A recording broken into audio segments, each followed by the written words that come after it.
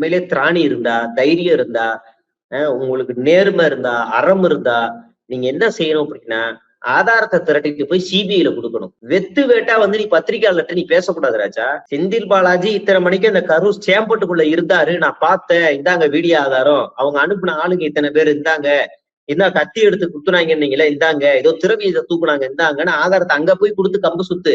நீ பத்திரிகையாளர்கிட்ட வந்து சுத்தாத. பத்திரிகையாளர்கிட்ட வந்து நீ அறம் பத்தி சொல்லித்தர. பத்திரிகையாளர்கள் இங்க எல்லாமே நாங்க பாத்துக்கிறோம் எங்க வேலையை. என்னன்னா எங்க எதை பேசுறோமோ அங்க இல்ல. சிபிஐல போயிட்டு செந்தில் பாலாஜி தான் காரணம்னா ஆதாரம் கொடு. காவல்துறை வந்து நீங்க தான் காரணம்னு 100 ஆதாரத்தை கையில வச்சிருக்கு. நாங்க இந்த இடத்துல நிறுத்தி கேட்டோம், இந்தாங்க ஆதாரம். இவருக்கு கால் பண்ணி பேசணும், இந்தாங்க ஆதாரம். இவருக்கு இந்த இடத்துலயே நாங்க வந்து புரோட்டோகால் கொடுத்தோம், இந்தாங்க ஆதாரம். இத்தனை காவலர்கள் பாதுகாப்பு இருந்தாங்க, இத்தனை பெண் காவலர்கள், இத்தனை ஆண் காவலர்கள், இதுல இத்தனை ஏட்டு, இத்தனை கான்ஸ்டபிள், இத்தனை எஸ்ஐ, இத்தனை எஸ்பி, இத்தனை பேர் இருந்தாங்கன்னு அவங்க டேட்டா கூட காட்டுறாங்க. நீ காட்டு வேணா ஆதாரத்தை. உனக்கு ஆதாரமே இல்ல, சும்மா வாய் வார்த்தைய கான்ஸ்பிரசி தியரி.